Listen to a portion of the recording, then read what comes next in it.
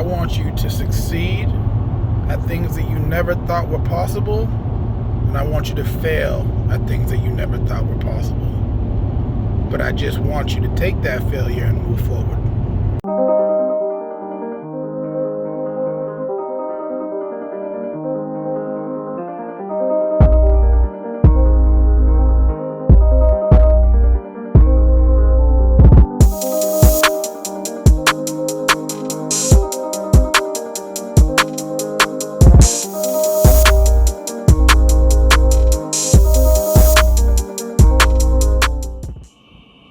Welcome to the Imperfect Podcast. We are back. We're a little late. That is why it is the Imperfect Podcast, because I spent the whole fucking week sitting on my camera and then it didn't want to connect. So let me add some people in.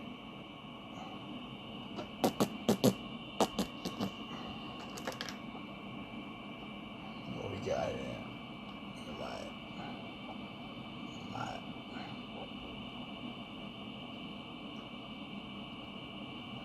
How can I just invite everybody? It's stupid.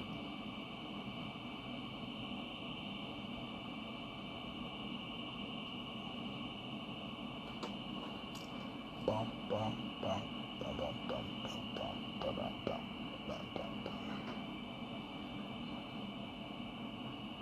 Let me see who I can bring along with me.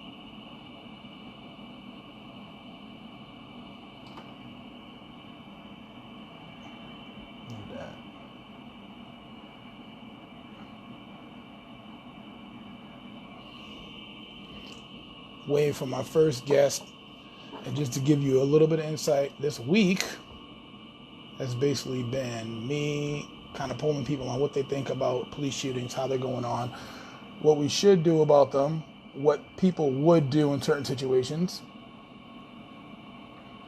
And my number one feedback from last week was the material was good, but yeah, so you need a headset, Ralph. What? Why? Actually, that got a lot better, so you might not need a headset. Yeah, I don't need an iPhone, the most expensive one. iPhone 4, what's wrong with you? So let me make sure that I have the feedback down on my computer so it works. So in any event, going into this week, see, I got feedback on your phone. That's what it is. Why? I don't know. Do you really? Yeah, it doubles up. Is that bad? Yes. You're so soft. Listen, this is people complaining to me about the audio, even though this is the Imperfect Podcast. Oh, man, the other dudes in Canada and... All right, look, I'm going to go get a headset. I'll log back in a minute. You can.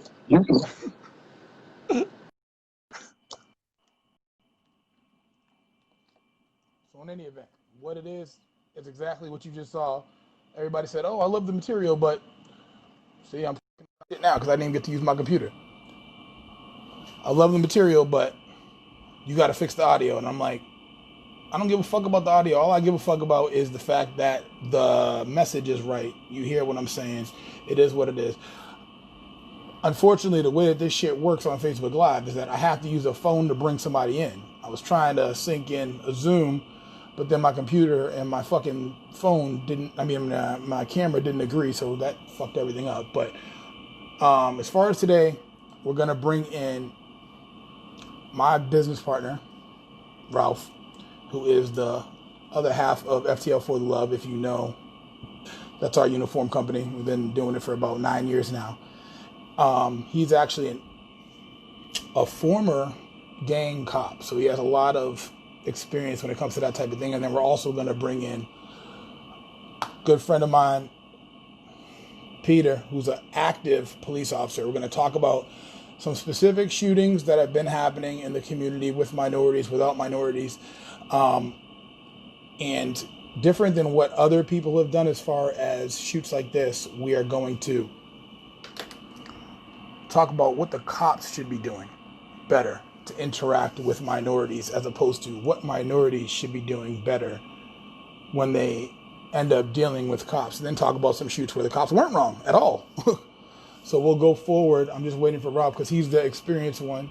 I mean, I have a little bit of a security experience, but he has a lot of experience when it comes to these specific situations. So we'll go kind of like break down some of the words of what people think can happen, because you watch all these videos on YouTube and shit like that. People think, oh, I don't have to say this, or I don't have to do that, or I don't have to do this. And actually what kind of laws and what kind of rights the police possess when it comes to you, vice versa. So I'm waiting to get him on, and then we'll get everything started. And then watching the live are going to be pretty close. So if you have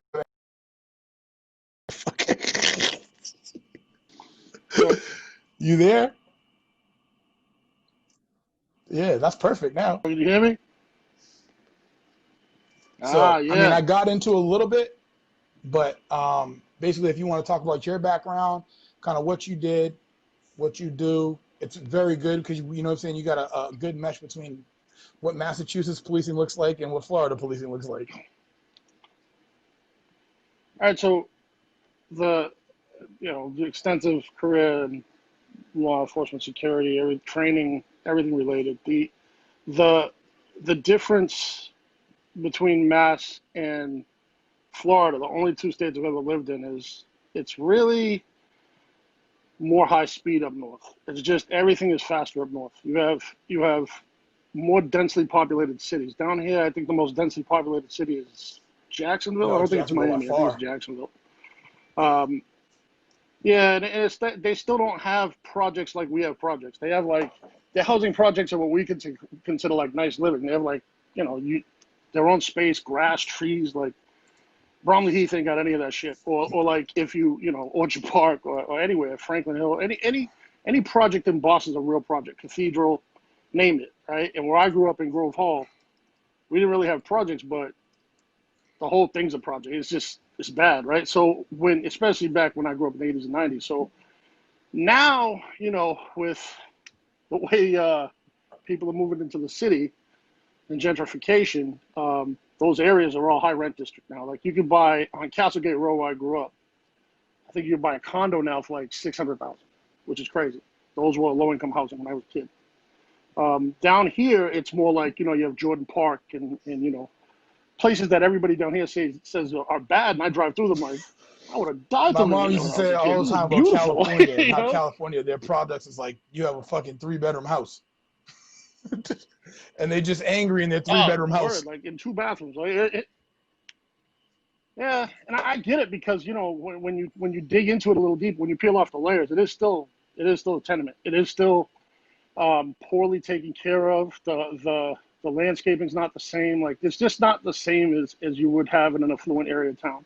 And it's dangerous. The crime rate is high.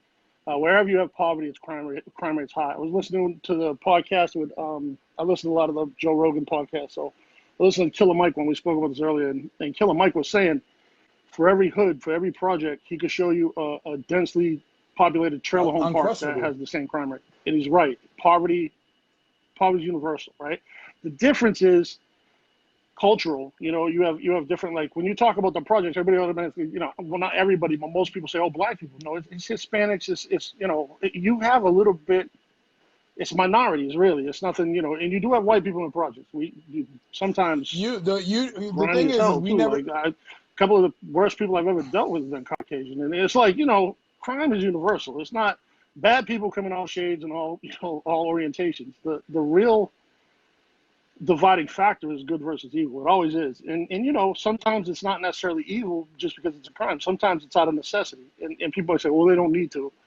Well, if the walls are super high and you can't climb them, guess what? You got to find a way to survive within those walls. So I've seen people deal drugs out of necessity. And I know people are like, oh, there's always another way. You can sing that song as much as you want.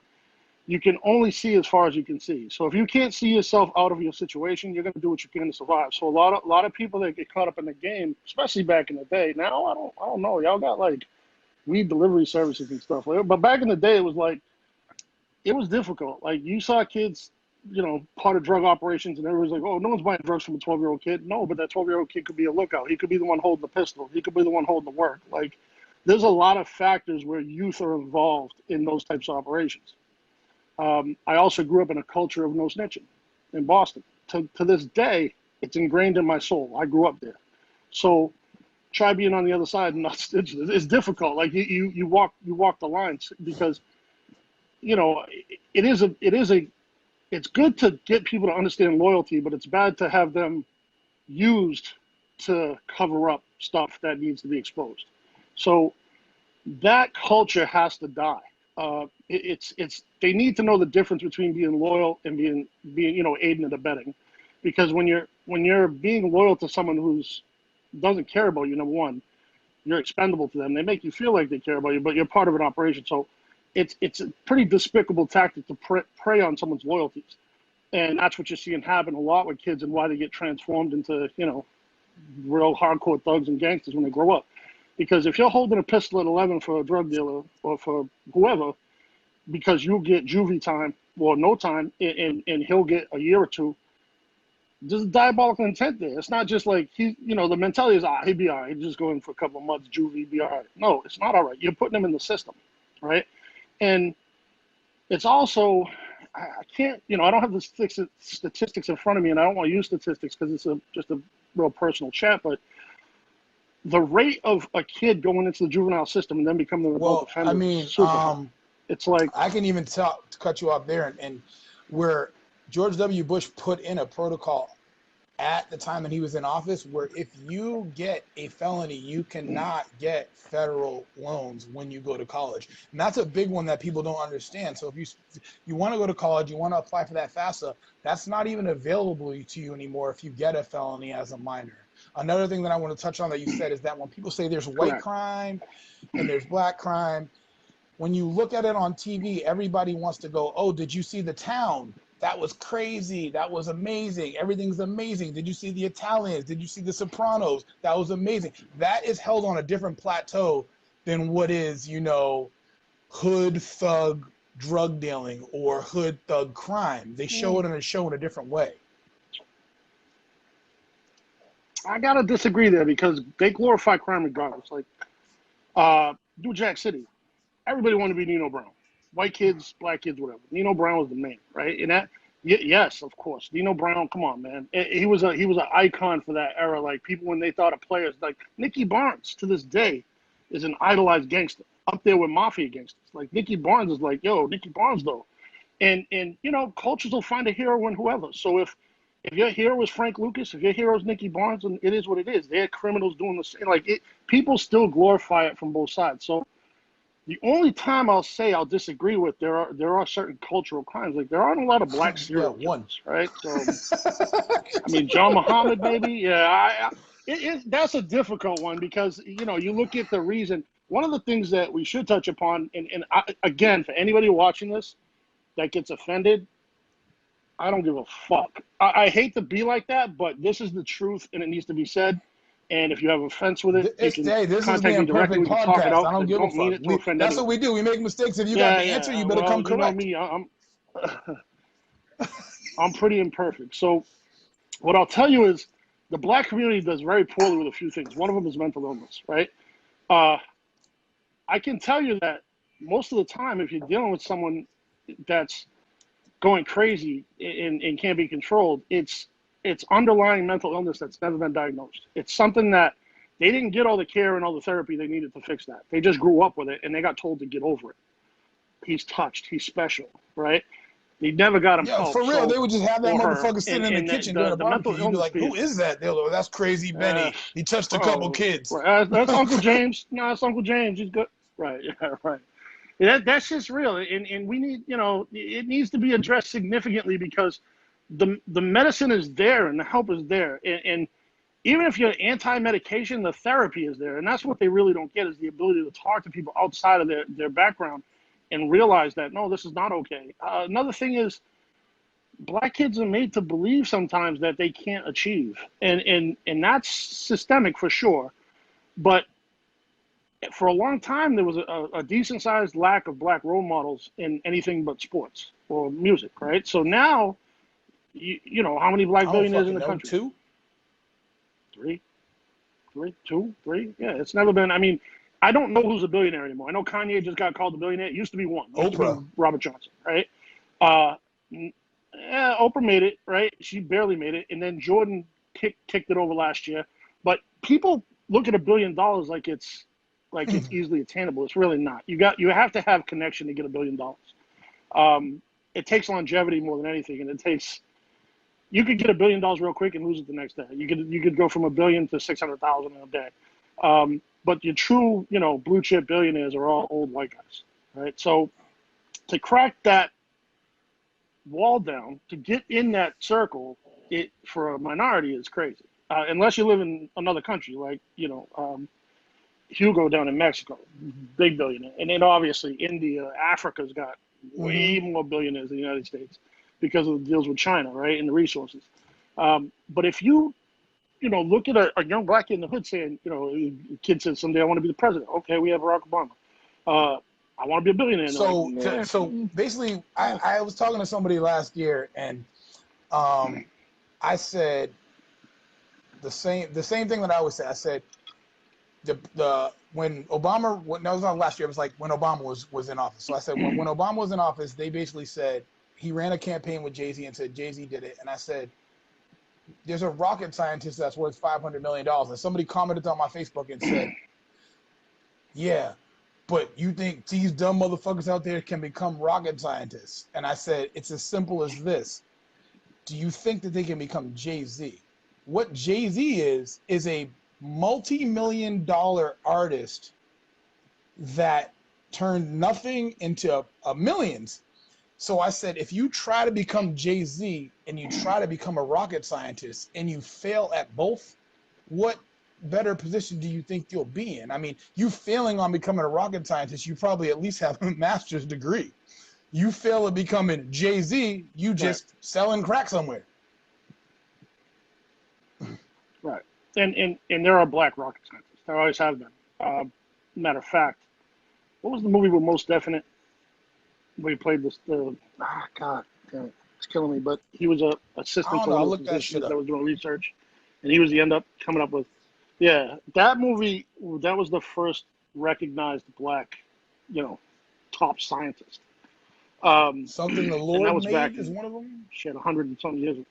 I've never even seen that shit. Yes, good. That's it. Excellent movie. Great book. I'm gonna have to check it out. It's an excellent movie. Most Definitely is the truth. You already know that. So yeah. He does great in this movie.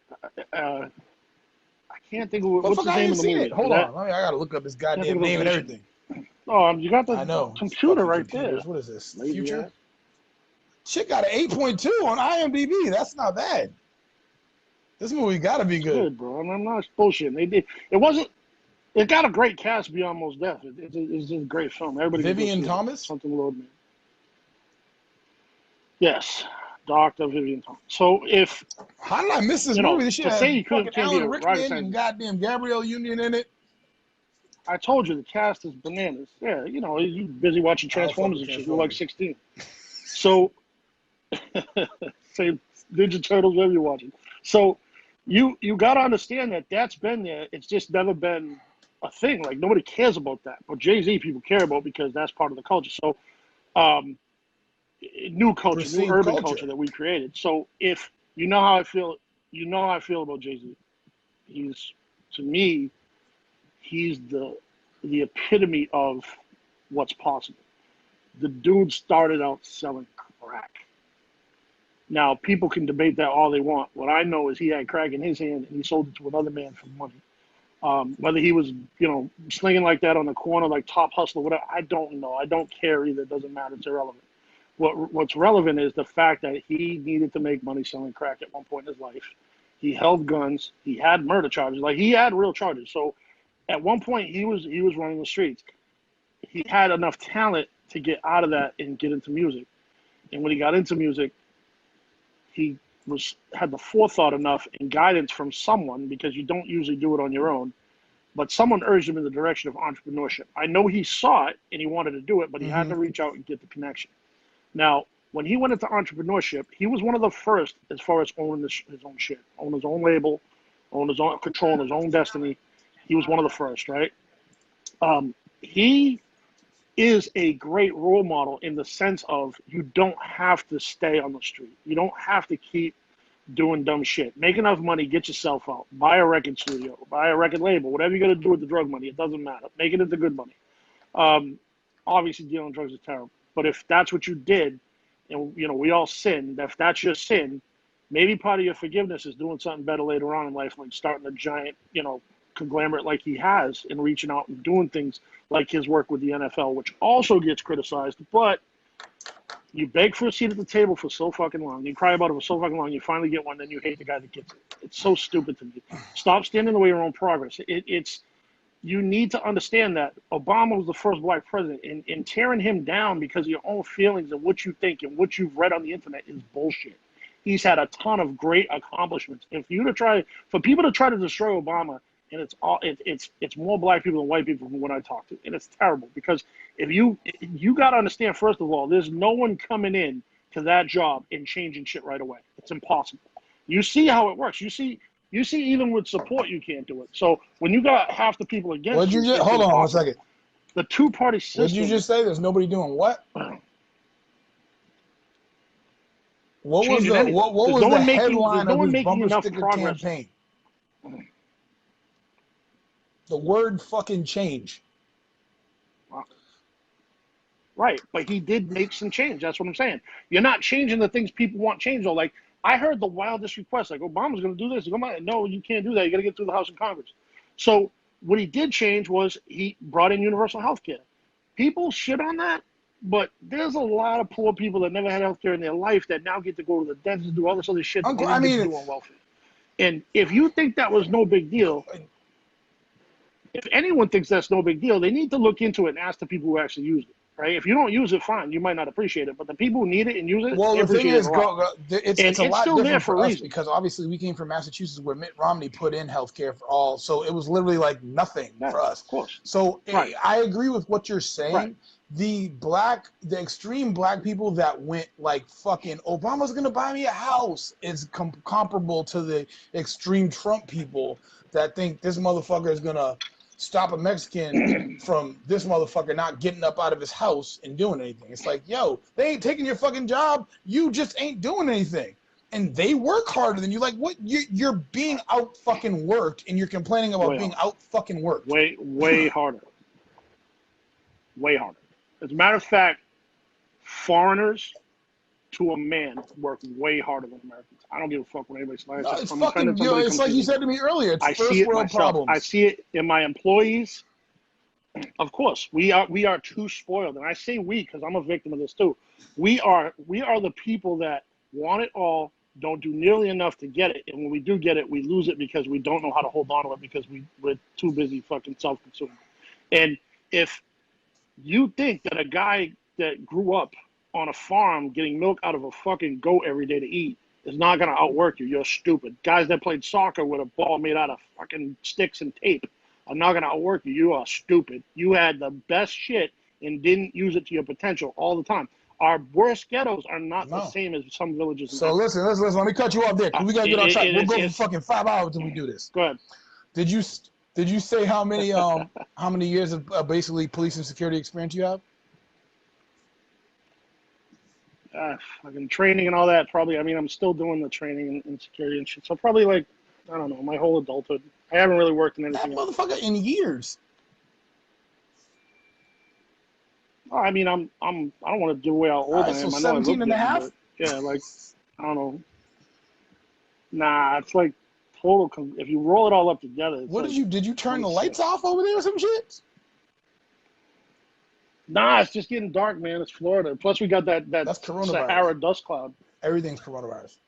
So that's right. So basically, when you talk about the law enforcement problems we're having now, and just to be clear, we need a middle. I'll start off by saying that right now. We cannot get caught up in emotional incidents and decide that that's going to be how it is for every situation. Without a middle, we're just as bad as anyone. It's without being logical in your response to something. You're the problem too. If you try to take a situation that happened that you saw that was a questionable shoot and try to link it to the same situation that happened to Philandro Castile. So They're two do you wildly think, different scenarios. because you get this information out there, do you think that minorities are disproportionately targeted by the police? Yeah, because I'm just going to say yeah. I'm going to say obviously because of this. There is no white person I've ever met in my life that's like, I'm afraid to get pulled over. I've never heard that. I've never heard that come out of a white person's mouth. I hear that to a man come out of every black man's mouth, including my most established friends that have great careers, make way more money than me, and they're like, yo, I got pulled over there. I was nervous as fuck. I thought, right off the rip, you're like, yo, you're going to shoot me. That is a lot of conditioning. It's first of all, you see it everywhere, right? It's everywhere. It's a real problem. Not saying it's not a real problem. Of course it is. But it's like seeing a pit bull and thinking he's going to tear you apart. You know what I mean? You just have this condition like, I'm so afraid of this thing because I can't control it, and I see it happen to other people, and I've seen some bad ones. You know what I mean? What unfortunately what it's done now, what that conditioning has done, is it's put the good cops in a bad spot too, because what you're seeing is when you see the officer walk up to the car, it's like, what the fuck do you want? No. So we have to find a middle. We have to. We can't start off perfect like that. into the next question. So, is it hard to tell a cop that he's wrong as a civilian, and how do you do it? Well, in the instance, you have a civil conversation like anything else. Like when the officer says, license registration. Sir, do you mind telling me what I did wrong? Yeah, license registration. All right, I'm just trying to ask you a question. License registration. At that point, just give up your license registration. You're not going to win that battle. Comes back and he says, all right, well, you're speeding and you don't have your seatbelt on. Okay, well, if you don't mind, can you just tell me what I did wrong? Well, I just told you speeding, you just didn't have a seatbelt on. Okay, take the ticket. Now, what I'm seeing is, a cop might see something suspicious in the car and say, do you mind if I search the vehicle? You have a right to that. Yes or no? It's okay, right? There's a lot of ways around it. They could call a dog or whatever. I mean, this, if they have evidence, if they have anything that says they can do it, they'll do it. It's They'll funny call for another because the unit. questions you like almost talk yourself into the next question. This shit is perfect. What do you, as a police officer with police experience, consider the start of police harassment? Like, is it stop and frisk? Is it the thing that we saw with Keith in Boston, where he's telling them, hey, where you going? Are you getting your hair cut, et cetera, et cetera? Like, when is it too much? When do you like, yeah, like as a cop, if you were sitting next to your partner, you go, motherfucker, that was too much. Well, it depends on the individual, honestly. It's what you're offended by. Because legally, the stop and questioning wasn't illegal. It's a conversation. You can tell them go fuck off. It's fine, right? They pulled up on the curb a little bit too tight, so it looked aggressive. If you want to kind of get those questions answered, you don't want to do it like that, I don't think. But generally, you get more flies with honey, that type of thing. If you're nice to people, if you really want the answer, you're nice to people, whatever. Sometimes you might believe that, the other piece to this is, fits the description. Guess what?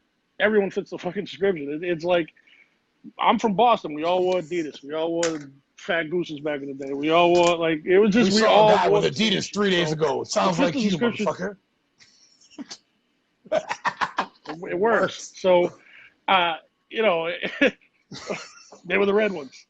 So you do have to understand that there is a legal side to what they're doing. It's not necessarily harassment, but it becomes harassment when it gets uncivil. If they're not, they don't have to call you sir and ma'am. A lot of cops do now. Matter of fact, before I say this, Boston police is really, in my opinion, the model for a turnaround of a department. Because back the shit you saw in the 80s, I don't see it happening to the frequency it does anymore. As a matter of fact, first black police commissioner in Boston right now, second in charge is a black female. It's a very progressive department, and they're doing stuff. If you don't follow their page, if you're from Boston, you don't follow their Facebook page, do it. It's very informative, even if you hate cops. But they're doing shit in the community every day. They're really trying to make positive change, and the people doing it are people that are trying to do it. Let me cut you off. And they're in charge. Two things. One, Harold, that question that you asked, can you explain that a little bit further so I can pass it on to Ralph? Secondary, since he said follow, yeah, motherfucker, follow the Spotify, the Imperfect podcast with El Ray, that is me, on Spotify. If you like what you hear, follow it. If you don't like what you hear, follow that shit and don't listen to it. I don't fucking care. And on to question number 4. So Harold's question, it's not even a question, it's a statement. It's absolutely correct. Any person, any job, ego plays a factor. If obviously police is kind of an alpha type position, you can't be a pushover and be a cop. It's very difficult to be a pushover and do anything when you're enforcing codes and laws and rules. So what I'll tell you is this. There are certain careers where being a bad person sticks out a lot more. Police is definitely one of them. Anything medical, doctor, nurse, whatever, horrible, right? If you find a bad one, it's really bad. Teachers, we've all had a bad teacher, right? As a matter of fact, I was a nerd. Well, not a nerd, but I was very bright in school, and I did really well. And I can tell you that even I encountered bad teachers that tried to trip me up with school, and I was like, come on, man, I've been doing this 2 years. Like, what are you doing? Like, it was like you always will have someone whose ego gets in the way of them being a good person. And that is not exclusive to one career or another. So you take the percentage of bad people in the world, you add that to the police force, and that's your number. Like, now, does power make people hungry and act different? Yeah, of course. I mean, I'll use the example of someone who's, you take a football team and you make someone a captain, right? All of a sudden, the dude's out there doing shit he never did before.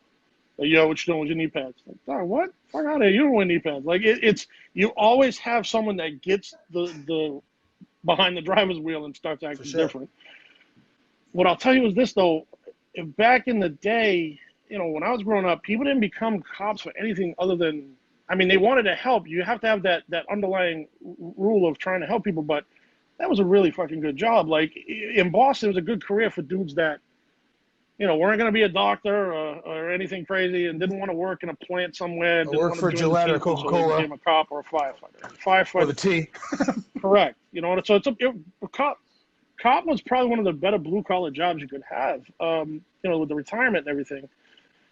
Somewhere along the line, it became, as you grow up and your dad's a cop, like, I got a couple of Facebook friends who have dads that are cops, and I know a couple of cops that have a bunch of kids that want to be cops when they get older. That changes because it's no longer about the career. It's about, oh, my dad did this. I'm proud of him. I want to do it too. And, legacy stuff. That's a different motivation. You want to do it because your father did it, right? You want to do it because you want to help the world. Those are different motivations. There are some people out there that want to do it because they want to carry a badge and a gun, right? It happens. I know quite a bit of them. There's little slang terms for them, whatever, but you can want to abuse power even before you have the power. It's possible. I always say, like, you got kids out there driving around in unmarked Crown Vics for no reason. Like, those are always the weirdest motherfuckers. I mean, fuck them first of all, because they, 100%. And some of them get on police departments. It's possible, right? Usually they're small police departments. It's not a big police department, but that person exists. So that doesn't mean they're a bad person. It means they really wanted to be a fucking cop. They really wanted that job. And do they want to help people? Of course. Like I said, that's an underlying piece of it all. Now, there are also racists that become cops. There are also people who, I mean, like, when you talk about pedophiles, teachers, because of the vulnerability piece there, teachers, dentists, shit like that, that's scary, right? Because you're leaving your kid with them all. Priests, of course. In any clergy, really, reverends, it's universal. Whenever you have someone that has ultimate control of something, they abuse it, it's terrible. So trust versus, the ability to abuse is scary. So you have to trust cops. You have to trust firemen. You have to trust teachers. You have to trust clergy. That's how we were raised. Well, sometimes that doesn't work out so well. So now you see a different set of rules where it's like, now you're looking at police as if they're the bad guy off of some examples that are powerful examples. Like, the reason we even have this conversation is the George Floyd killing. We've had a couple of things since then, but the George Floyd incident was probably the worst example of being so arrogant that you can't realize what's going on around you. I don't think the guy started off saying, I'm going to kill this dude. He started off, it got aggressive, and I don't know what happened in the car. They pulled him out of the car, but they had to pull him out of the car. Maybe he was in medical distress and started freaking out. I don't know. But then they put him on the ground. They put him in a position where, it's supposed to be knee on, it's a shoulder blade, knee, prone restraint. But the guy clearly is having trouble where he actually articulates it twice loudly so everybody can hear it. And the cop realizes he's on camera being filmed and just doesn't give a fuck. He's sitting there all cool with his hand on his leg. Like, bro, don't do that. Like, just act like you care. If you really don't care, do something, but it looks terrible. And you go back to Rodney King, which is probably still the most prevalent, from our history. Yeah, well, prominent, because people always think of Rodney King. When you hear Rodney King, you only think of one thing. Can we all just get along? And you think of the dude just getting like beat down with like sticks he ain't by, fucking 60 years old and got a whole nother rest of his life. It's like, motherfucker, didn't you get beat down that time 20 years ago? Right. Right. Yeah, I mean, people used to joke about all the time. Beat my ass, I'll take that 20 million. And it's true. He's not dead, but at the same time, that's a hard thing to be remembered for. That's rough. So whenever you see someone whip out a baton, an expandable, all you think about is Rodney King. You see someone do this with a baton, even if they're right, it looks terrible. It's the conditioning. The constant conditioning we see, visual conditioning, is so powerful that that's all we can think about. Now, unfortunately, there is the overwhelmingly number of good cops get outshined by the bad cops because it doesn't take much, and that's anything, teachers, whatever. However, I've never said someone say, "Man, fuck teachers." I've never heard someone say that. You could have teachers do the most diabolical shit. So let me. They did this to kids, whatever. I'm gonna say this, and then we're gonna move down the questions because, as you know, we talk all the time. This shit could go for fucking 25 hours. The teachers, if you've seen Waiting for Superman, their job is protected even more than the job of a fucking police officer, to the point where a fucking teacher could tell another teacher or tell the superintendent, this motherfucker is the worst teacher ever. And then they have a protection about them that they just can't get fired. I can't think of the word off the top of my head now. Tenure. That's what it is. Tenure. Once they get to a certain amount of years, it's like fucking impossible to fire them for the shit that they've done. So, like, even in the case of teachers, I'm sure, like, I've been, like, now, it's funny, because when you were a student, you were like, damn, these teachers are the shit. They got their shit together. And then when you're an adult, you look back like, damn, you were fucking 12 people and sucking dicks over here? What kind of teacher are you? Oh, Jesus. God damn it. On to the next question, because I want to kind of give people an idea of what this common misconception of people that post online on YouTube and say, like, oh, police can do this, police can't do that. So the next question would be, do you have to furnish ID when police ask? Depends. A lot of it's city ordinance. There's no real, people debate the hell out of this, but there's no real law in the books that says you have to have ID. City ordinance, that's the other thing. You got to understand that just because you know every law doesn't mean you know every city ordinance. There's a lot of city laws that are more important than well, not more important than, but they can get you in just as much trouble as the actual law. They might not even be a criminal offense, but it's something you have to have. Otherwise, it can lead to, criminal charges after that. So, yes, in Boston, I believe you do. I think it's on the book still that you have to have some form of photo ID on you. Now, will you ever get in trouble for not having it? I've never seen it. I've never seen that expand out more than having it. I don't think people have ever gotten in trouble for that specific thing, but I think that them saying that, like, if somebody's like, I don't have to give you my ID, it goes back to what Harold said, where it's like, okay, so now you're going to turn on your ego, and now you want to get angry at me. That's one of the biggest problems that I kind of see.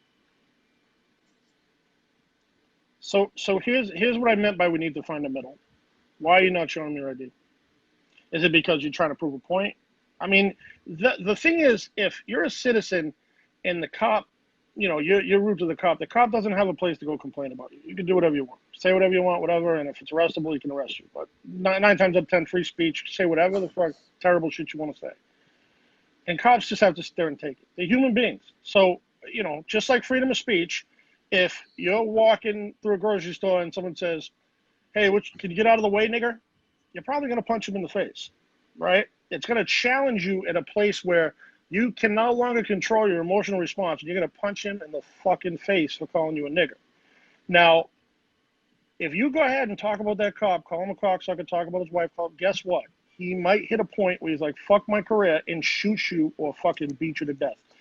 There is a point in our Everybody's life where we human. have to realize we need to have a middle ground. Yeah, you're not dealing with a robot. You're dealing with an emotional human being.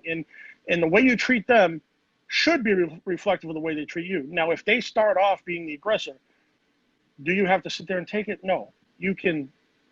Right now, we're in a time where we've never had this power before, but you can just pull out your camera phone Everything and that you record just everything they said, do. matter of fact, And I'm gonna skip 2 questions because I'm gonna go right to this shit. Cause what you just said. yeah. Have you ever seen somebody file a complaint on either you or a fellow officer and have that complaint be escalated? And what was the situation that happened where they took it and escalated that complaint? Yeah, it depends, but remember, it's based on evidence, right? So you never had the evidence you have now. Back in the day, shit used to get swept under the rug all the time because, one of the problems with police work usually is police unions in the defense of the bad employee, and that's any union.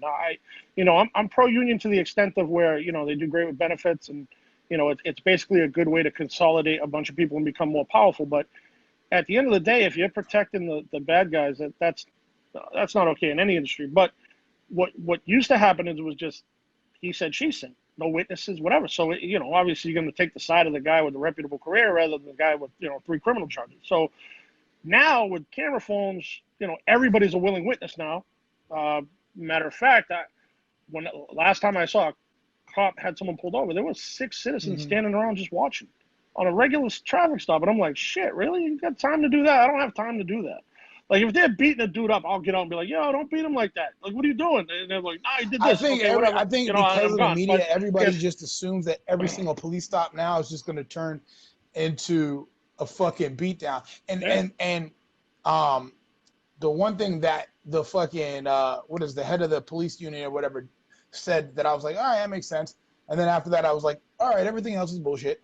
Was that they make a certain amount of stops per year and things don't go wrong. And I think that's kind of where people don't understand how many interactions actually happen in between, the worst possible interaction.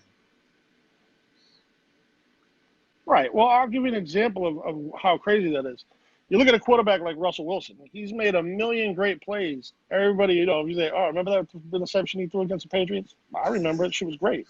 But it's literally the exception that sticks out that matters. You know what I mean? It's not, you won't remember him for being the dude that throws a bunch of interceptions, but you remember him for cracking under pressure, or Pete Carroll for calling a bad play. Regardless, you remember what sticks out in your head. So one bad police incident is going to stick out way more than 2 million good ones. So again, and because you're being held to a higher standard and you're supposed to be above reproach, but I'll say it over and over again, human beings. And it's like Omar actually had a question about what I thought about the sheriff, or what we thought about the sheriff, that said you need to learn how to respect the police. Omar, I'll tell you this. It's not necessarily that. It's we need to learn how to respect each other. All the conversations I'm seeing stuff. I don't know when this happened exactly. I try to put my finger on it. I can't blame the president. I can't blame anything. But at some point, we just stop respecting each other. Everybody's got like a big chip on their shoulder right now, and I blame social media, honestly, because it just gives us access to all the bad shit. We have access to all the good shit. We don't spend our time on that. What I'll say is that what it gives you access to is it gives you access to an agreement of your fucking opinion. And your opinion isn't always right.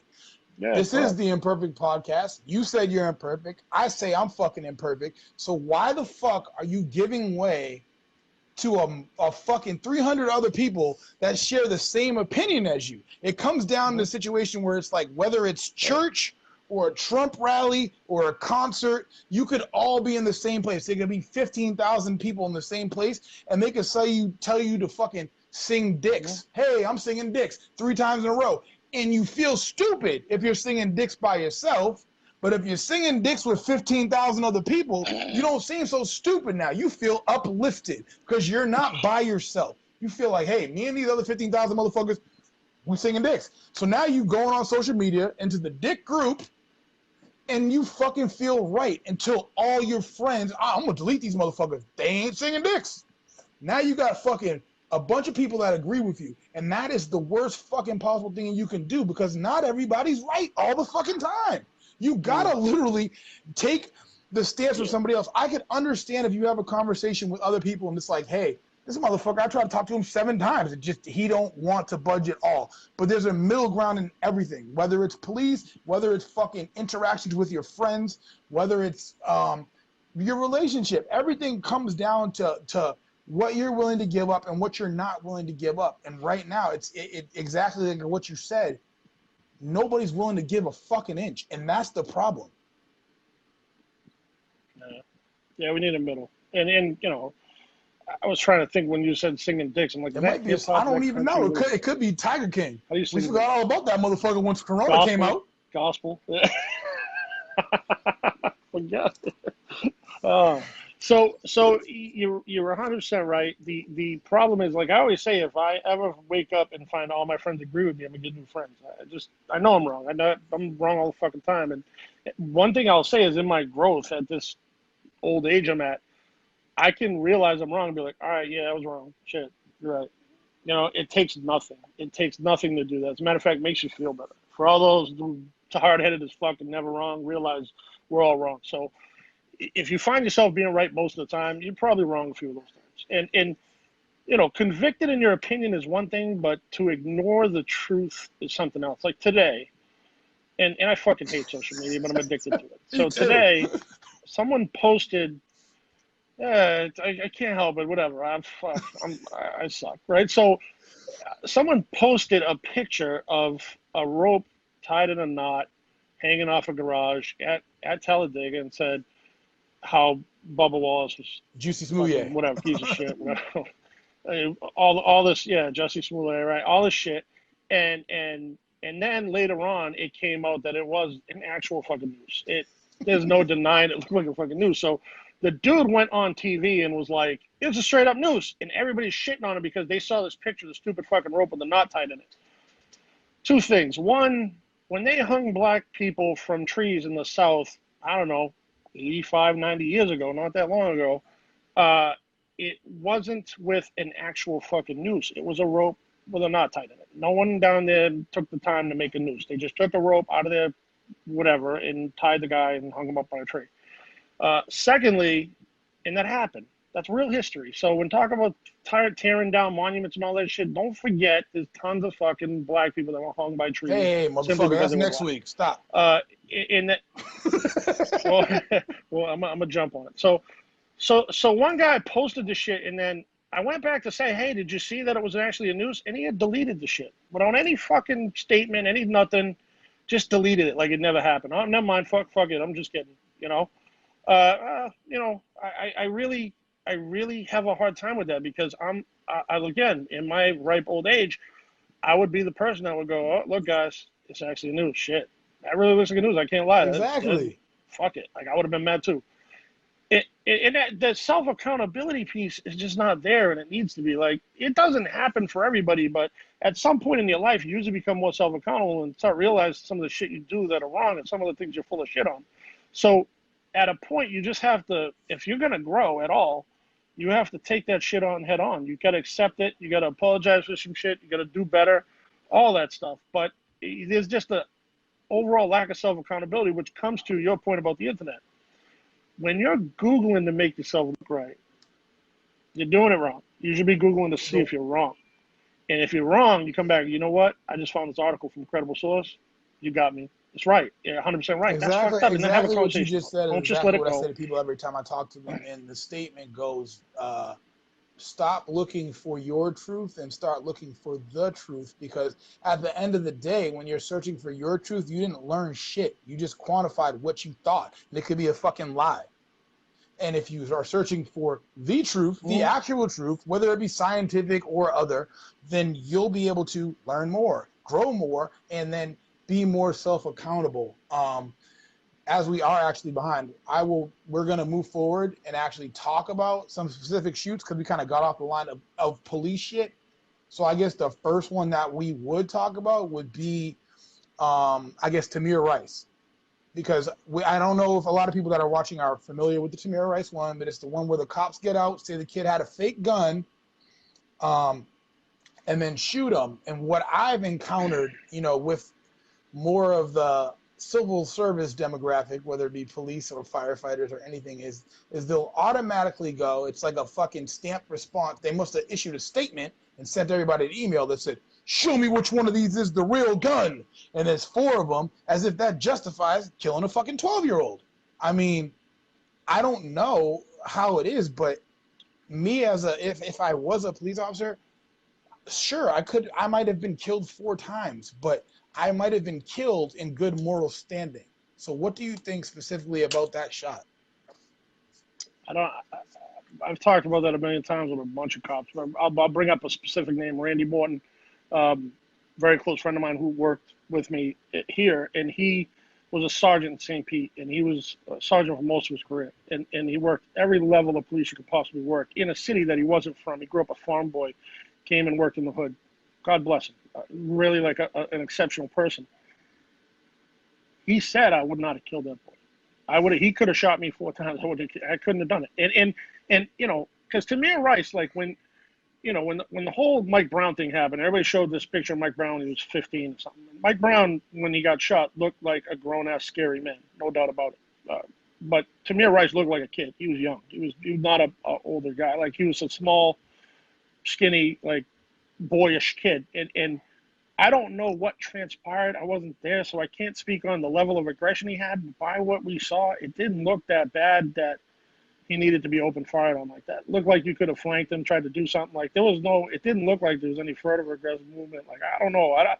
It didn't look right to me. And I can't, those guys must have that on their soul now that they killed a young boy with a BB gun.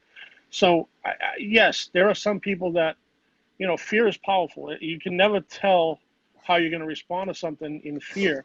But I can tell you that I'm not afraid of guns.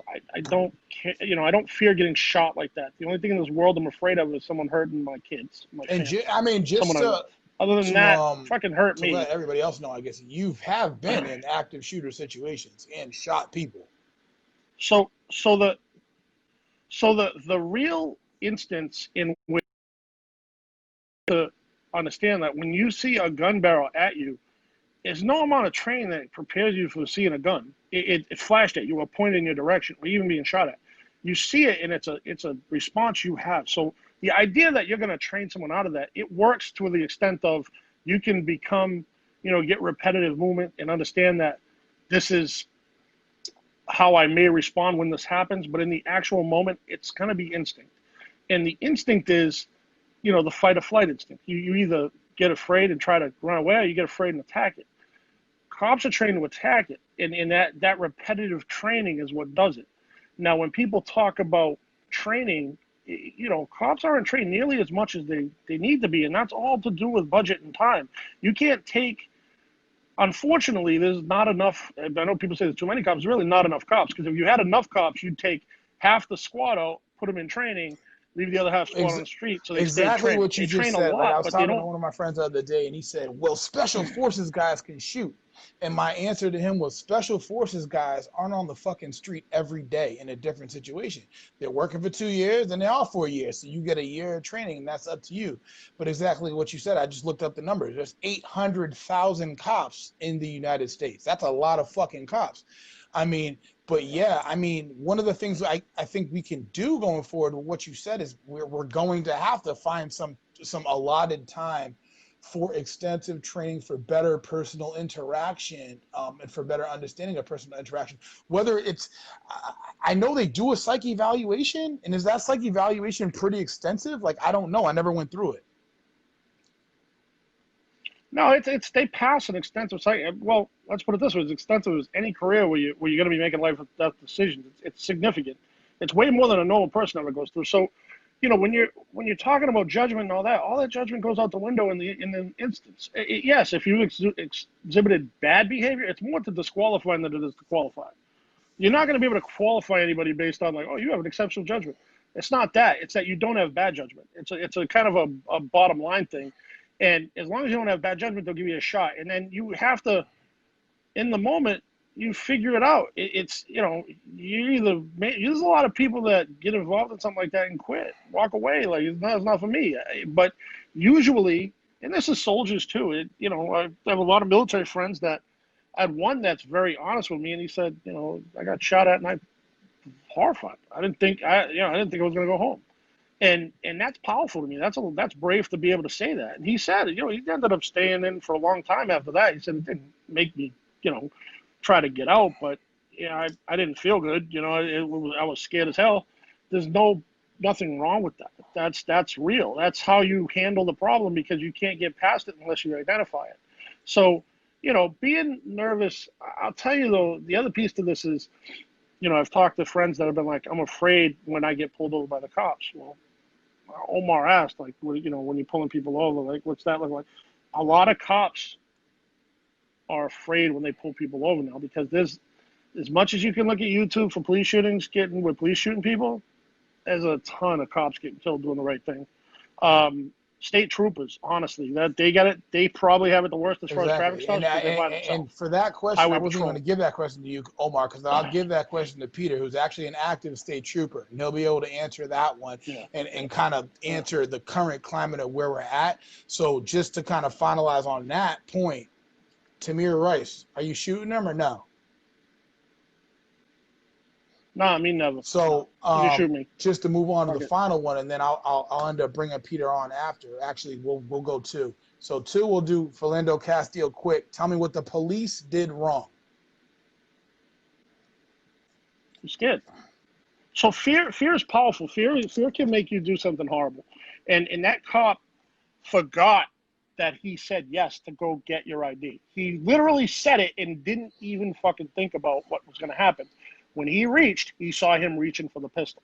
Now, there's some conditioning there, some powerful conditioning. If you look at Philando Castile, I see a pretty nice dude, probably cool, right? He saw the dreads. He saw the whatever. He was conditioned to believe that dude could hurt him. I went and looked at the stats for that department. They have some problems. It's the same, that area. I didn't realize it was so bad, but they have some real, inner city type problems where that dude was so afraid that dude was reaching for a pistol to kill him. The same conditioning for that don't shoot stuff kicked in, and he shot him because he thought he was going to get shot. Horrible situation. It's probably it's the worst one anyone's ever seen. I've never seen anything close to that, with the little kid in the car and all that. I mean, to me personally, the only audio thing that and video worse together, than that, and it wasn't even a killing, was when the cop slammed the girl on her face at the pool party. The fucking 12-year-old girl on her face at a pool party. And that's when people said to me, just George Floyd shit is terrible. And it was a bunch of like Trump people that said, this George Floyd shit is terrible. And I was like, not more terrible than that shit. Not more terrible than a girl getting slammed on the face. So I get it. The president fucking tweeted it. And it's funny because my wife said it. I was like, why the fuck do they think this is the worst shit? And she said, because the president tweeted that shit. And I was like, that makes perfect fucking sense. Because now you want to actually watch the fucking video. I think the other piece to the George Floyd one that was so horrible was the actually how long it took. They're always usually bang bang. It's usually pretty quick, right? The Fort Worth one with the little girl was terrible. I agree. The George Floyd one was 8 minutes. 46. I can't remember, 46 or 26 seconds, but 8:46. It was hearing him cry out for his mother, who we knew passed away. Like, it was just, there's a lot to that. It's almost like a movie scene, right? And the pure arrogance of the cop just riding it out, like not doing anything. And you just saw a lot of different pieces of the dynamic at work right there that if you're looking at the bad part of police work, it was all right there. The only thing they didn't do, no one planted anything on him. He committed a crime, but, he shouldn't have died for it, all that stuff. But what it came down to was it just took a long time, and you got to see a prolonged, dragged-out murder on TV.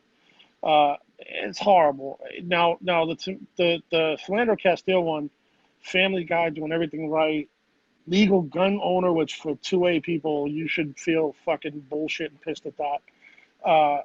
He's doing everything within his rights, and he gets killed because the cop is murdered. So for you in that position, standard stop, standard person, I've been pulled over in Tampa and reached for my registration and forgot I had a fucking gun in the glove box. And because this is Florida, the lady just went, all right, close that up. Like it was fucking normal. And I was like, oh shit, I thought I was dead. So you'd be surprised. And then I see a video 2 months later and somebody's like, oh, this bitch is a dirty cop. And I'm like, nah, like she legit pulled me over and saw a fucking gun in my glove box and was like, go ahead. She was cool, yeah. Because they had that video with her dealing, right? They had that video with her dealing with the dudes on the corner. Right, and yeah, remember, and I told you she's cool. Nah, she's a real good cop. She gets way more letters of recognition from the community than any. I don't think. I mean, everything from that to and you can kind of talk about what you would have done as far as the Philando Castile case, because I don't think people realize, and everything that female cop did when she pulled me over was perfect. Her positioning was perfect. Her ability to see everything in the car was perfect. So there was no fear there, as opposed to situations where cops are untrained and or by themselves and do shit in weird ways that creates this pocket holes, like the guy that pulled over the fucking dude on the highway and said, give me your license and registration. And when the dude reaches for it, just shoots him in the ass. Right. I think what should have been done is, Monday morning quarterback in here, but he would have still been alive, is if you're nervous at all, walk away and call for backup. Call for another unit, do it the right way, do it with a, 2-man stop, whatever. I mean, there's a lot of different options there. The other piece is, if someone says, typically what you're supposed to do as a gun owner is say, as officer, I'm carrying a concealed firearm on my right hip. All right, if you don't mind, do you mind just stepping out of the vehicle? I'm going to remove the gun safely, and then we can continue on from there, right? That happens often. It doesn't happen down here. Florida doesn't give a fuck about guns. Cops are like, oh, you got a gun? Me too. How many you got? 2? All right. Like they don't care, right? Because they see it more because everyone in Florida has a gun in their car. So up Mass, I know it was a little bit more of a hot topic because it's impossible to get a gun in Mass. I almost got shot in my fucking house with a gun. He was like, why you got a gun on your hip? I was like, because I got a fucking license. He was like, you always got a gun when cops come to the door. Because you're so loud. How the fuck did I know that you were a cop? Coming to my door. I had to walk downstairs to talk to you. Who's banging on my door? Yeah. No, it's because cops get shot in cities, city cops are a little more, sensitive about it. It's the same condition in the opposite direction. If what I've seen, which was a pretty wild phenomenon, is that the cops down here desensitized to guns. It's just like, and since I've been down here, I've seen quite a few cops get killed. Like in St. Pete, they've had a couple of really bad ones. And it's, it is a big hazard of the job. And that goes to the point of where people say, that's what you signed up for. Shut the fuck up. No one signs up to get killed. You realize it's a hazard of the job, but the fact that they deserve to get killed because they signed up to do their job is ridiculous. It's like saying firefighting. So the only time I say that specific statement is when somebody tries to act like I'm trying to go home to my family. And I'm like, not at the expense of a fucking 12-year-old without a gun. I don't give a fuck what you think you're doing. You're not going to go home to your family at the expense of killing kids, because at this point in society, we're kind of looking at a 12-year-old black male like he's a fucking 25-year-old black male. And that is a problem right now. Yeah. Yeah, it's been a problem for a while. And Tamir was Chicago, right? I'm not sure where. I think, let's see where it is. Pretty sure it's Chicago.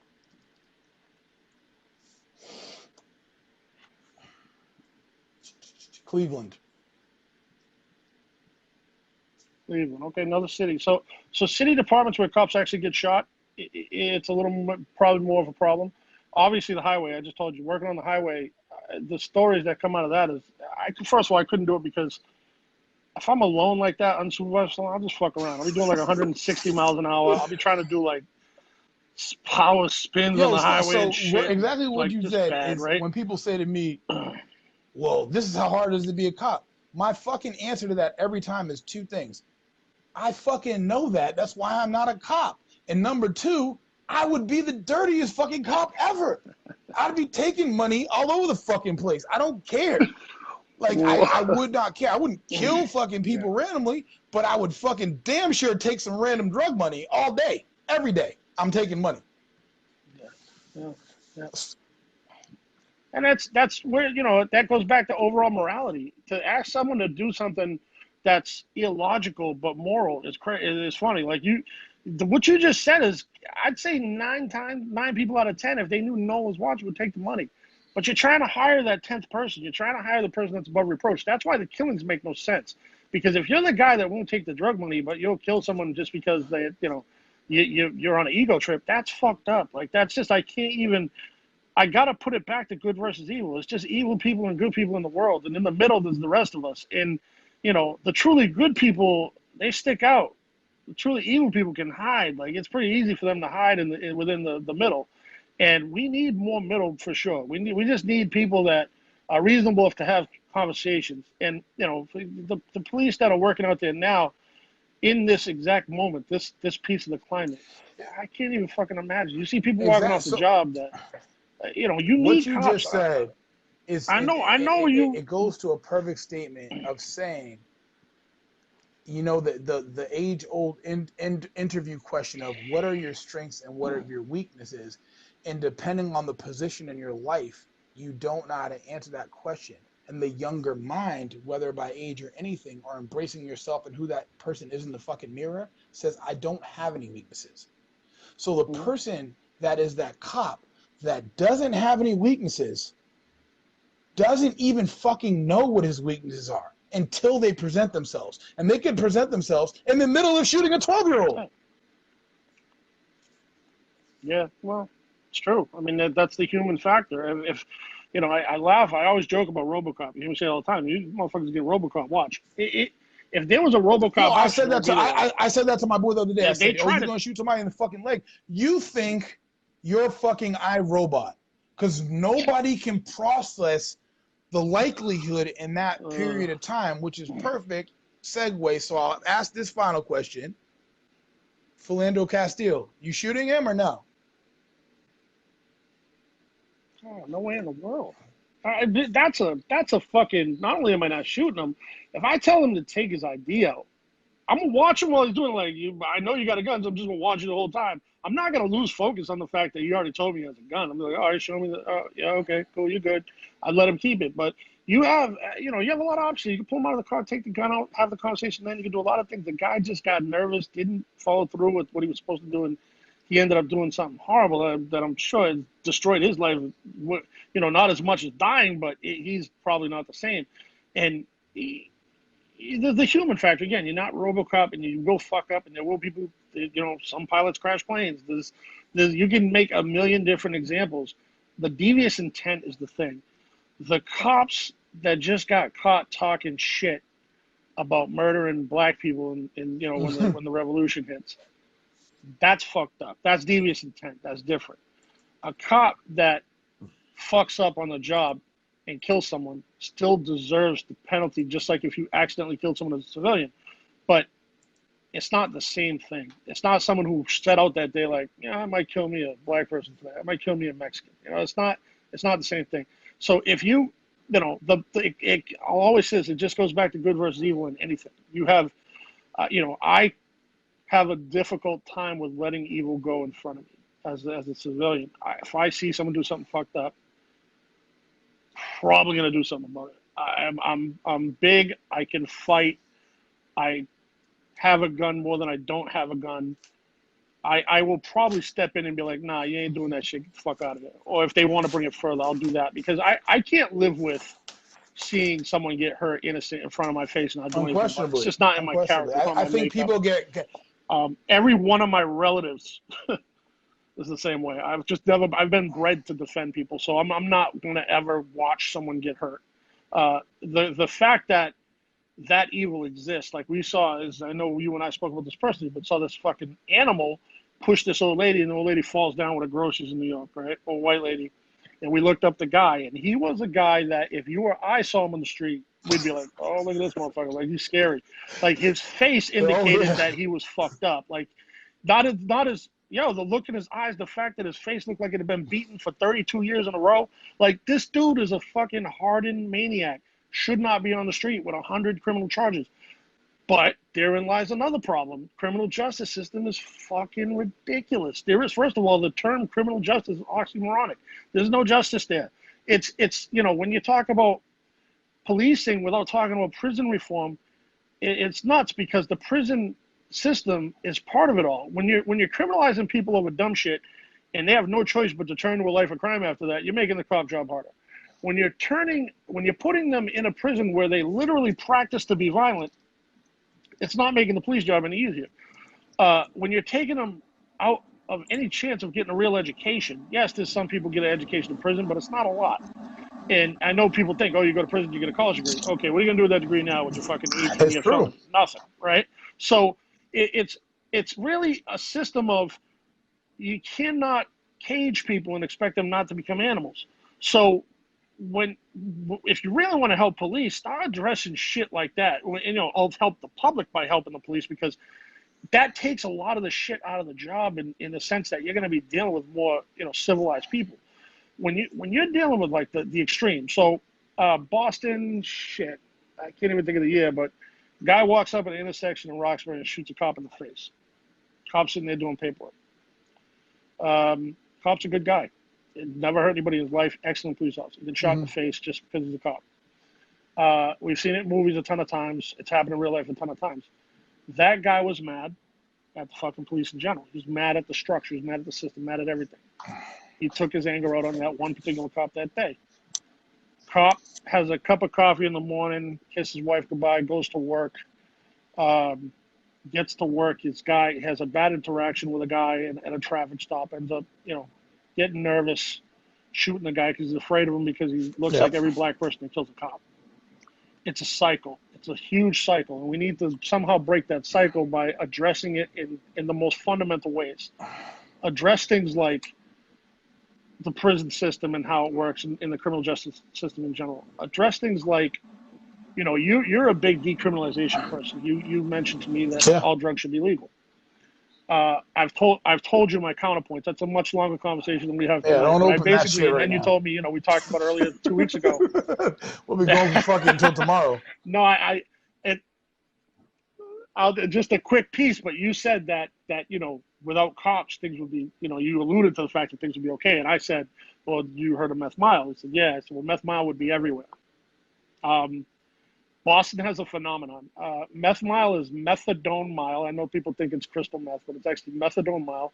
The first methadone clinic in Boston is right across the street from where that is. And basically, methadone is methadone's not a cure for heroin abuse. It's synthetic opioid. It's a treatment, but it's really right. It's heroin in a different form.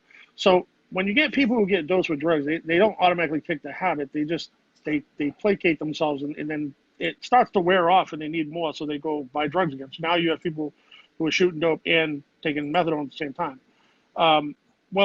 They let them be across the street because there was nothing there. Nobody gave a shit about it. There was like a flower depot in the back of hospitals and FEMA projects over there somewhere. Like, nobody gave a shit about that area. Right. So nobody gave a fuck. Even the people who lived there didn't give a fuck about it.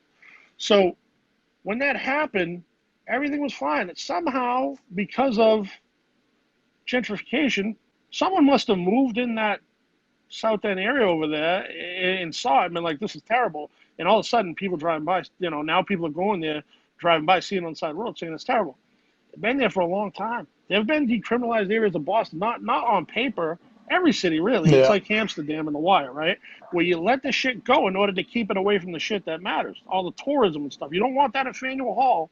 You don't want that down by Charles River. So you let them all go a certain place. Even homeless people and how they corral homeless people in Boston.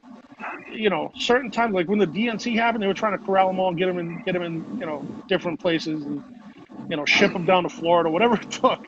And you do have to realize there's a reality piece to this where if you don't have an answer to the question, don't fucking ask for an answer from someone else. Like, if you don't know how to fix that problem that's meth mile, don't expect the city government to do it. They're not superheroes.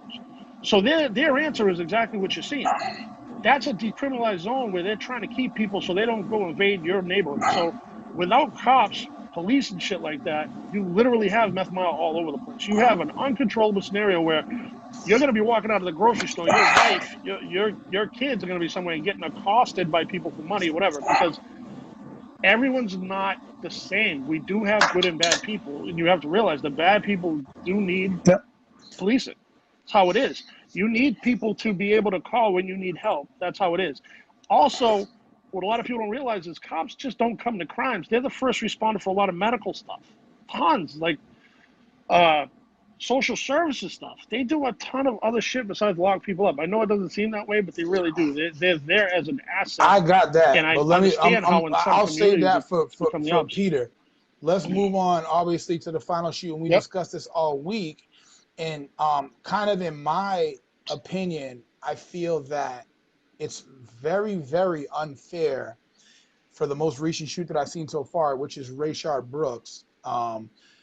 And I don't know if you guys have saw it, but it's basically a guy. I've watched the video about 10 times now. It's a 45-minute video of a guy who basically stops at a fucking Wendy's parking lot, passes out drunk in a seat, and then the cops come up on him after. I feel that it's very unfair to put this guy in the same sentence as a Philando Castile. Philando Castile is 100% innocent. Tamir Rice is 100% innocent. After watching this situation, to factor in, I think what I'm trying to get at the point is this dude could have been any color and he's getting killed in that situation. And just obviously with your policing background, with your experience, you could speak on it. So one thing there is I'll say that right off the bat, at least Tamir Rice had a gun-looking thing. When you talk about Philandro, I can't even lump those two together because he never had anything. The cop never had anything pointed out. He literally told the guy to get his ID, went to the door to get killed, right? So, whatever. So, I really believe what people are mad at. It came at a horrible time. First of all, if you see that shooting, aside from every other shooting, there's no riots, there's no nothing. It's whatever, but. After George Floyd so quickly, but I mean, right after that, you're seeing a lot of emotional. Yeah, I saw that too.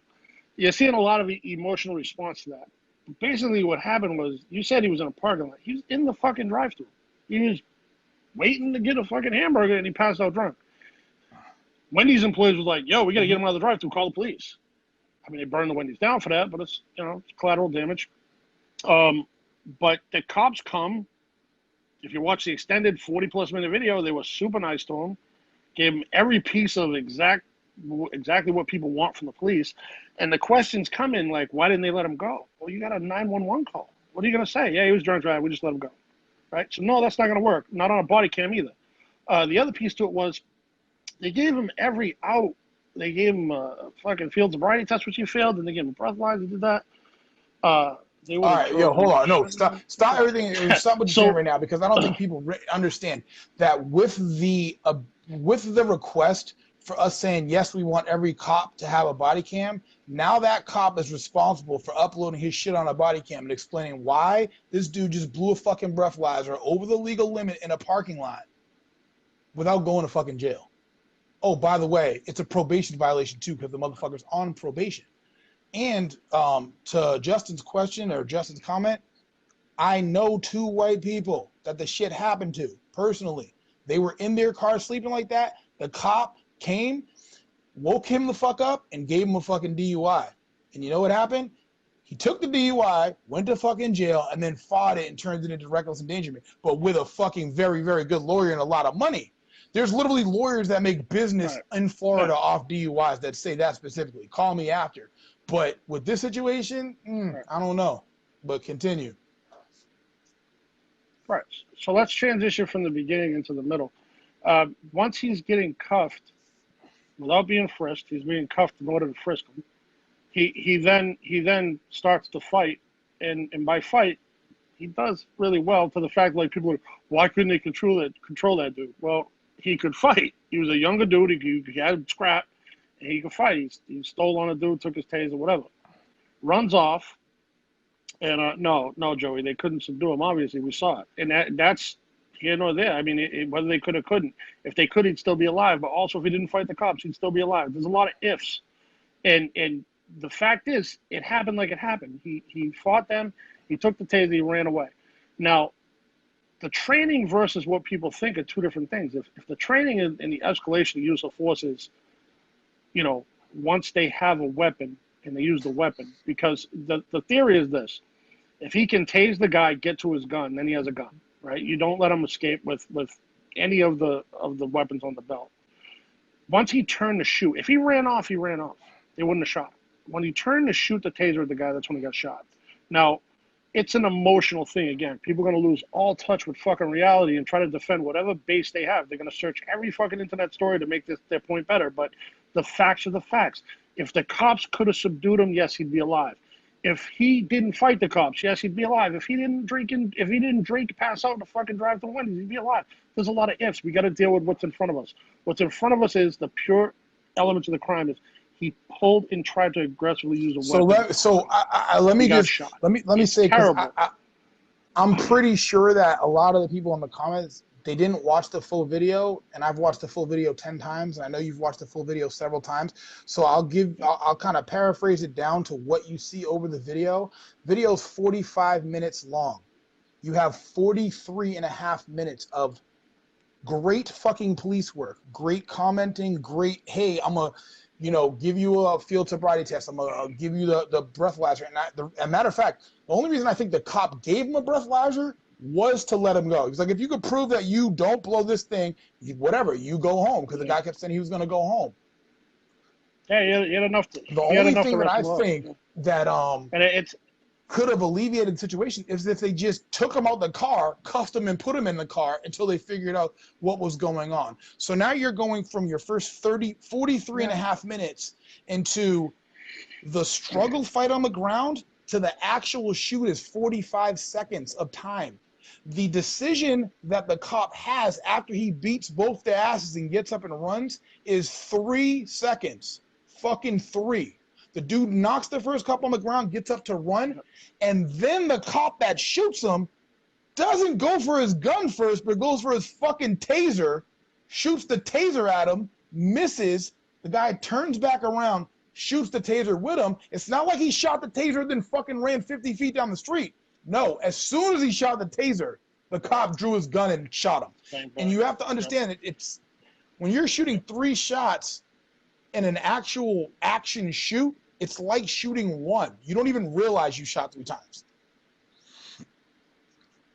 Well, 3 is very low, actually. Your average discharge of weapons like 6, 7, 12 shots. It's not. It's like you shoot until it's over. And that's the other thing. Could have just shot him in the leg. No one's trained to shoot people in the fucking leg. Like in the Wild West. Like the idea is you stop the threat. Like I think people think that when you shoot someone, they blow up or they die. Like no, they can still shoot back at you. Like there's a lot of threat there. And the fact that he realized it wasn't enough of a threat where he emptied a mag on him, but he shot him to put him down. I can't see the criminal charge there. I get you're gonna get every piece of scrutiny in the world because it's on video, it's a terrible time, whatever. And God knows the guy should not be dead. But there's a lot of factors that contributed to that death, and it's not, unfortunately, in my opinion, it's not the fact that the cops aggressively, and someone said if he was white, he'd be alive. No, the fuck he wouldn't. That's ridiculous. And if you can have that opinion all you want, and we can debate that as much as you want, but we have to go by what we have. And by what we have, are those racist cops? I don't know. I've never seen, from what I've seen, to be honest with you, even in the eyes of a DUI, the only time I've seen white people walk away from a DUI is if they're like fucking a sports star or like a fucking, like Kennedy. Or Bulger's brother, like shit, like you have stature and people know who you are. DUI, especially with a like I said, because I don't know if you missed that statement, Justin. When you put that shit on your fucking actual body cam, white or black, you're gonna be like, what the fuck did you do? Why isn't that dude under arrest? But well, there's another point. Do you think those cops were practicing more restraint because of the George Floyd scenario? It happened so close. Cops, right? So they're trying to be on their best fucking behavior, realizing like, look, this can't go wrong. And in the shoot, I can just imagine the fucking leadership when they heard that call over the radio, like, oh my God, the chief quit. She was just like, fucking him out. Like, this is too much. It's a bad scenario because you're just never going to be right. You know what I mean? There's just no middle. You're seeing unreasonable statements from both sides. Like, from the police side, I've heard people say, well, like, the second he punched that cop, he should have been shot. Okay, that's fucking ridiculous, right? That's a person who wants to support the police that bad. Okay, that's ridiculous. And the other person is you should have just let him run away. You can't. He's a felon, fucking felon. You cannot especially on a bike. I gotta get Peter on because he's running out of time. So What I will say is that you guys have to understand that if that motherfucker didn't get shot, he would still be doing like 30 fucking years. Because you have probation violation, assault on an officer, fleeing arrest, assault on an officer with a dangerous weapon. So that's a lot of goddamn time. So obviously with Rayshard Brooks, in that situation, 3 seconds to decide, I'm personally going to shoot. I'm assuming you are. But let me get Peter on now, so we can kind of move forward. Thank you. I'm definitely bringing you back for another episode so we can talk about the legalized drugs, because that's fucking 5 hours of conversation. But let me get our second officer on now. He is actually an active officer, so we can kind of get an idea of what he's looking at now and go from there. Thank you, sir. Have a great night. All right. Let me watch this shit. All right, I'll see you later. Boom, boom. Can I add you in here, Pete? I think you got a request if you see me, because I had this issue last week too. And in the meantime, like I said, if you like what you hear, follow us, Spotify, the Imperfect Podcast. And if you don't listen to that shit, but I need to follow, so let's do that. I'm adding them in right now. Man, what you in a forest? Hello. Hello. So you hear me? Backyard, You got some like fucking crazy Lego block type definition, and I'm waiting for your Cricket mobile data to catch up. Listen, it could be the Wi-Fi out here. I am outside. But let me know if it's too choppy outside. Okay. Yeah, you might need to move closer to the house or something, because there is a little bit of feedback. I'm giving a little away, and it's not consistent. Like you're blocky. Hold on.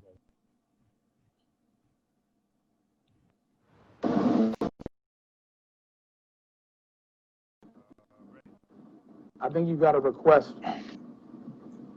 if you see me.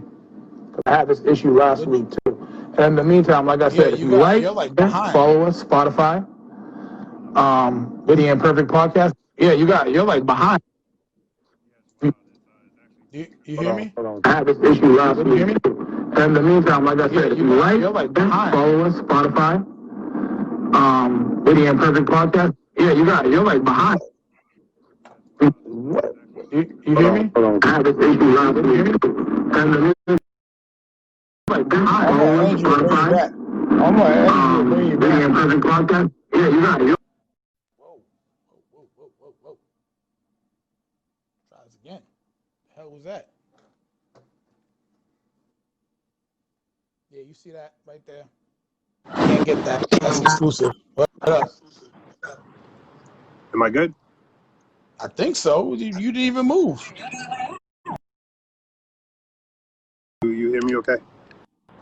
I hear you better now. Your video is terrible. Hello? Yeah. You hear me? Yeah. Yes, we're good. All right. So, just going in, I guess, my intro, this is Officer being me, active police officer. No. Obviously, look, up to you. I would have to correct you. I mean, obviously, I don't need to go by rank or title or anything like that. I am active, actively working, enforcing on the streets and whatnot. I don't want to divulge too much. There's so many times I wanted to jump in on you and Ralph. It was like one of those things. I wish it was like a water cooler conversation deal. You know what I mean? Yeah, certainly. Yeah. So, just to throw a perspective out there, like officers often have to deal with fanatics, right? Both good and that don't have devious intent. It can still be weird at times, like, you know what I mean? People can be fanatics where they want to know too much about you, you know what I mean? And that can be especially for people that are close to you, you know? Mm-hmm. You got terrible feedback though. Yeah. Do you hear what I'm saying, or is it just a time delay? Or I got the time delay? No, you're good now, but it's something you're doing. It's making like a washing machine sound. I don't know if it's because of the AirPods or what. Could be. Yo, let me try to turn them off. Just go to your regular phone. Yeah, that's what I just did. God damn. There we go. I'm waiting on you. I'm waiting on you to say something. I can't. It keeps coming up with that like attack audio. This with me and Ralph literally was clear the whole time. How about now? We're about to find out. It's like you can't hear me double. I hear you perfectly now. It has its moods, I guess. You know. So I guess how many years kind of do you have doing any type of police work? My experience starts October 2011. Okay, that's a good amount of time. And as far as now with the current climate, like what are you experiencing on the streets as far as stops? Is there more animosity towards you? Is it more like easier, or how does it feel? This audio is Wish I bad, heard bro. that.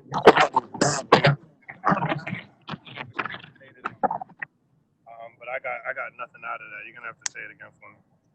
Yeah. Whatever is going on your side is creating mayhem. I'm upset, man. All right, look. Let me try to invite me back. Let me try to get out and then try to get me back in.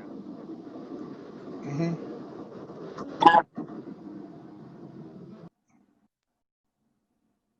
God damn. They fucking started defunding the police and we can't even get good audio anymore.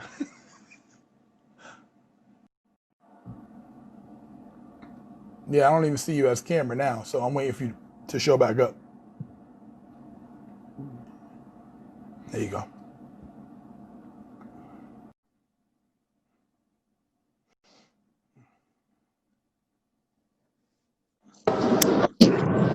We better?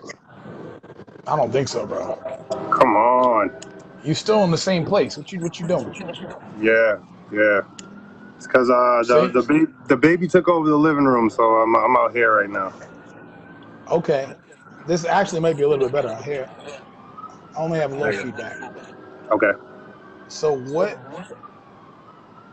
is the current climate as far as you doing your job? Is it a lot harder? Is there a lot more animosity towards police?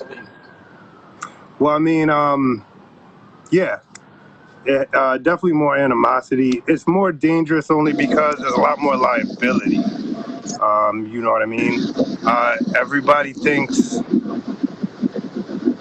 I'll say it this way, a lot of people know just enough to think they know what they're talking about, but they don't know enough to know when to be quiet and listen to someone else. You know what I mean? And that becomes dangerous. It becomes a liability because you're responsible for everyone you interact with and everyone that's around you as well. And you can see how that could become a problem, you know? Certainly. Do you think that there, as far as a lot of the Black Lives Matter protests, I'm sure you don't know. We're on the same line, but just looking up again. It's fine. That there's more looters or protesters.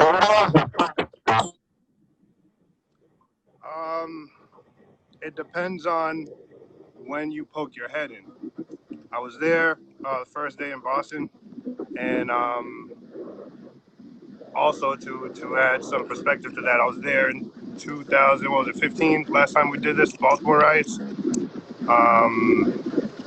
2013, when the whole Black Lives Movement started, was because of, it coincided with the riots in Ferguson. The riots in Ferguson basically took the shine from Black Lives Matter, but the creators of Black Lives Matter are actually 3 African American women in their 20s. You know, I don't see how 3 20-year-old African American women can be responsible for all the destruction that goes on. That Black Lives Matter gets the rap for. You know what I mean? the media that we get our information from, you have to consider the source. I believe that most people have an agenda. The media itself, they don't really care for accuracy. They want to be first, right? So I want to be first to put this story out. I don't really need to be right as long as I'm first, right? And the more bizarre or the more catchy, the more buzzwords, that's what I'm looking for. The more buzzwords, black cop, black man, white cop, white man, those create clicks generate money. And right now, you know what I mean? It's just dangerous because those things motivate people, and you don't know how many straws are falling on your back or whatever. Yeah, certainly. I mean, I know we spoke earlier, and I think kind of what gets lost in the fold. God damn, your internet is so bad right now. It's killing me.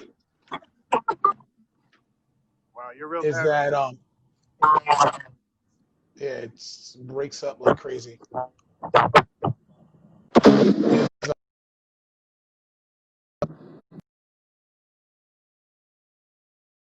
Whatever the connection is messed up right now, even though I'm sure you hear this,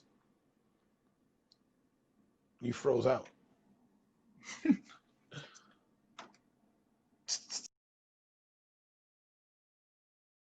Yeah, that is absolutely terrible right now. I'm gonna try to shut this down and bring it back on the Zoom with him and see how it goes and ask questions and upload it later tonight. If not, I guess we'll try to figure it out next week. But if I go live in the next 5 minutes, it's up there. If not, then it's not, because it is the Imperfect podcast. So, like I said before, if you like what you hear, Spotify, the Imperfect podcast. If you don't, Spotify, the Imperfect podcast. Hey, what's going on, everybody? We definitely had some technical difficulties with that second interview, and I just want to, we're going to upload, obviously, the first interview with me and Ralph, and then I'm going to kind of go forward and redo the one with Peter so we can kind of get a little bit more information as to what it's like to be a recent cop or an active cop currently. We tried several different methods, and obviously it didn't hold, so I got to figure that out going forward. But as far as today, it was still a pretty good episode. I just realized I probably should have stayed on for another 2 hours, but I'm figuring it out more and more every day. Hopefully you enjoyed the content. We definitely got a good show coming up next week. On the Spotify, I will add in Peter's interview after I complete it tomorrow. But other than that, I'm going to update today. So, like I said, Spotify, the Imperfect podcast. Have a good night. See you next week.